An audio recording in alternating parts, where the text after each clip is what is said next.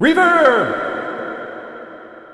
Nice. What's up everybody? It's Nathan Larsen here, back at you with another video for those of you guys who make music at home, whether you're an artist, songwriter, producer. If you write and record your own music at home, this is the channel for you. So let's just jump right in. In this video, I'm going to be showing you 3 reverb tricks pro producers and mixing engineers alike use. So whether you're just a producer or just a mixing engineer, or you're doing both sides of the process, you'll be able to use all 3 of these tips. I know a lot of people look at these tips as primarily mixing tips. However, if you're just producing, you can absolutely still use all 3 of these tricks and send them off to your mixing engineer. I'm making this video in part to celebrate the newest module in the Producer Accelerator course, the newest mixing module where I have over 35 lessons on mixing. If you've not already done so, make sure you check that out. It's the ultimate online music production course. But let's jump into the DAW. All right, so now that we're in the DAW, let's go ahead and jump into technique number 1, and that is using reverb for vocal throws. Now, in a previous video that I had made, I actually talked about using delay vocal throws, but in this video, I want to talk about reverb vocal throws. They're in a similar kind of category, but they do sound different. So what I'm going to do is give you the most basic and simple way of doing this. There are other ways of doing this. You can use buses to do this. I'm going to show you kind of the quick and dirty way. So what we need to do first is find a place where it makes sense to do this. And what a vocal reverb throw is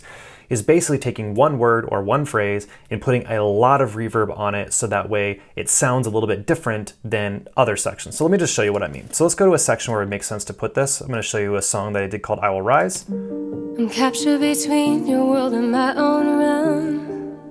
Okay, so in this particular case, there's about 2 bars that we have where there's nothing happening, vocally speaking. It's just instrumental at that point.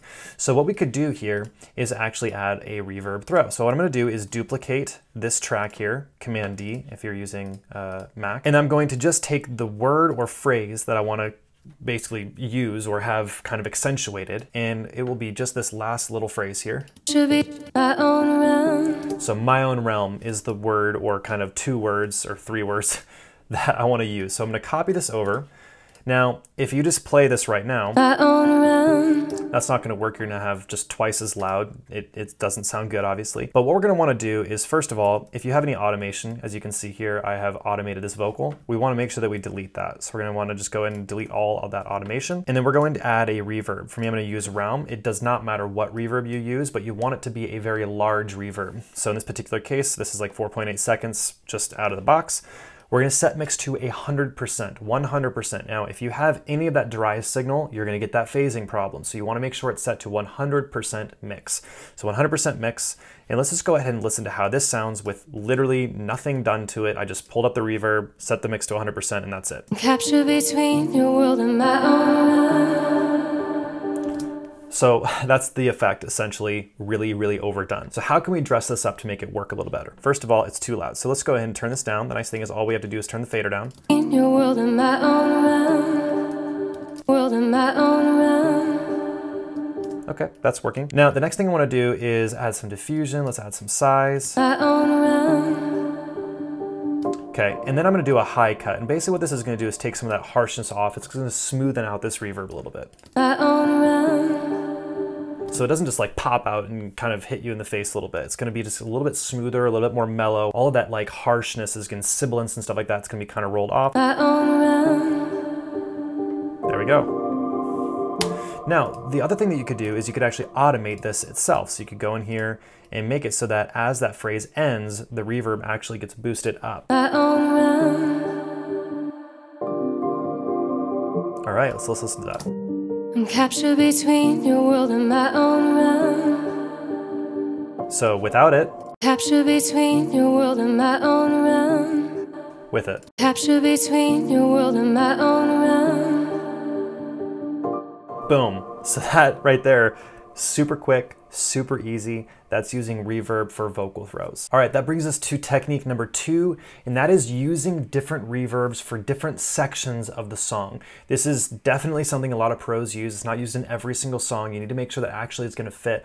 The one thing I think a lot of people get wrong, especially when they're watching YouTube videos, and a lot of YouTube creators get this wrong too, is teaching how to do something, but not really showing you when it's applicable. So one of my goals here is not just to show you how to do it, but hopefully at least give you some ideas on when you should use it, how you can use it, and whether or not you need to use it. So in this particular case, what we're gonna do is use a different reverb for a different section of the song. We're gonna go to verse 2. You've already kind of heard a little bit of verse 1.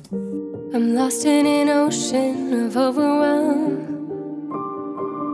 So not a ton of reverb, it's not super wet, but it is a larger reverb and there's a little bit of delay. Let's go to verse 2. I see a glimmer, a piece of hope, but I've got nightmares that don't help me cope. Okay, so that's how verse 2 sounds, okay? So basically how I actually set up this whole session was I basically am sending and routing this track to a vocal bus, which is bus 27 right here, where then I have all of those, this is basically a vocal bus, all of those buses are then getting sent to the reverbs and delays and all that stuff. So what we're gonna wanna do is create a new bus here.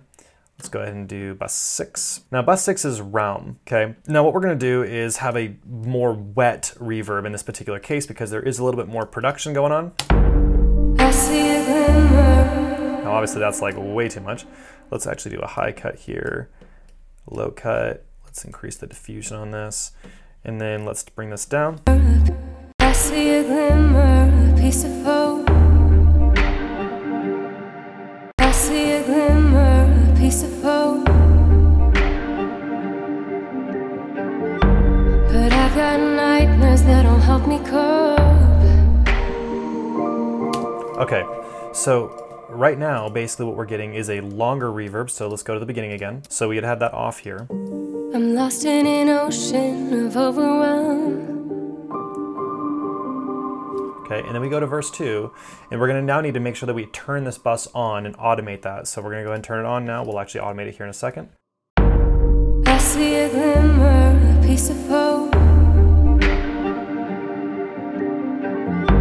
but I've got nightmares that don't help me cope. Now what we could actually do here is go in and EQ this reverb just to kind of make sure that we're taming it down even more. But I've got nightmares that don't help me cope.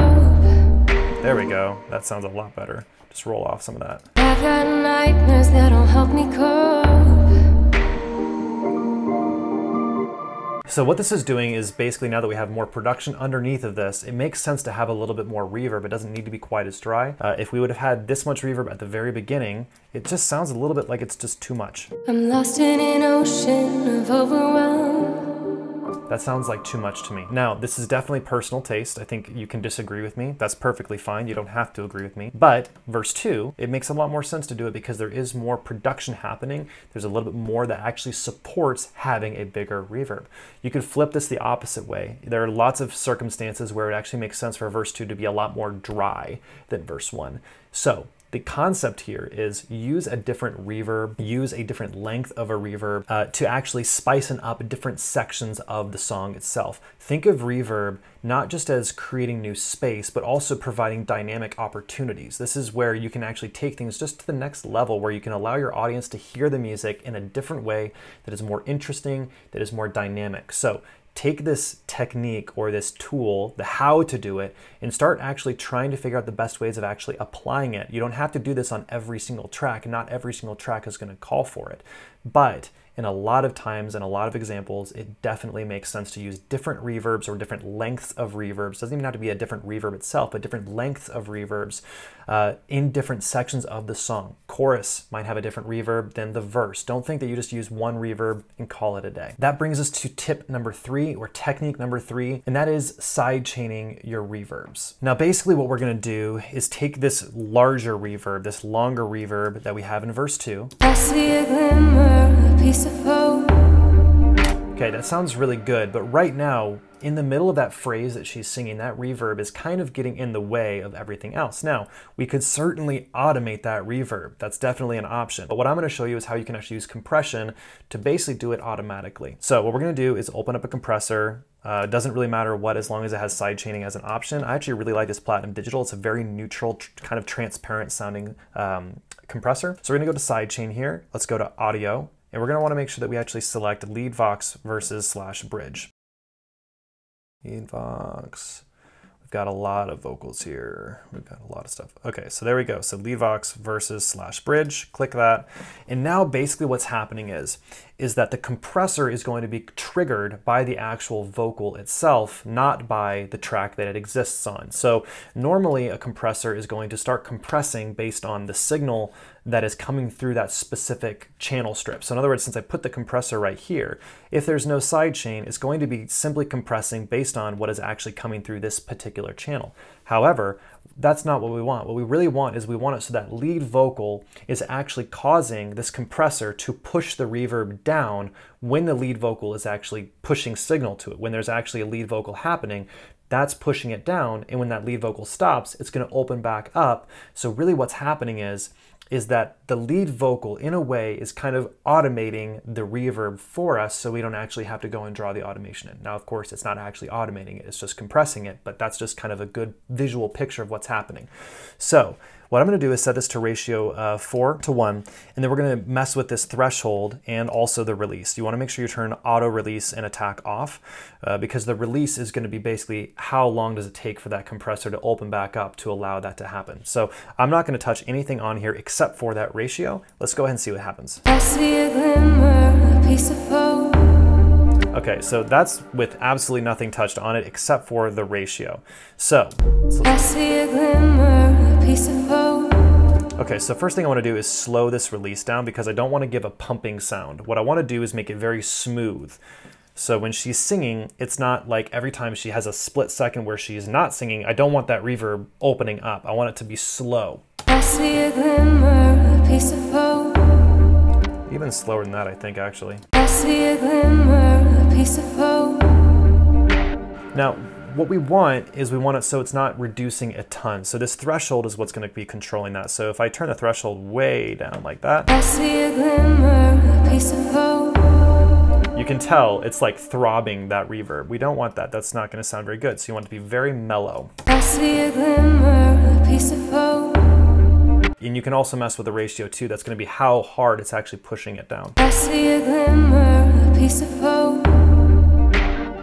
All right, and then the attack here is basically how fast is it actually going to work. I don't want the attack to be super fast. I see a glimmer, a piece of hope.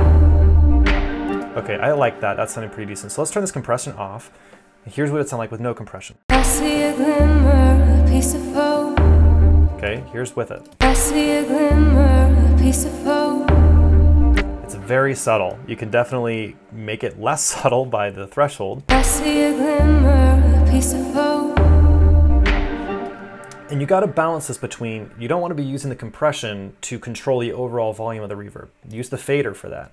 So I think this is still a little bit hot on the fader itself, so let's turn that down a little bit. I see a glimmer, a piece of hope. But I like that. That's starting to feel a little bit more comfortable to me.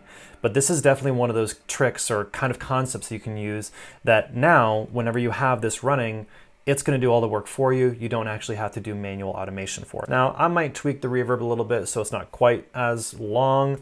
Obviously, you could definitely tweak it as much as you want. The main idea here is to show you conceptually how to do this and understand the concept itself so then you can take it and apply it yourself. So hey, if you found value in this video, you need to make sure you like and subscribe. Drop me a comment down below. Let me know which of these was your favorite, but we'll see you in the next one.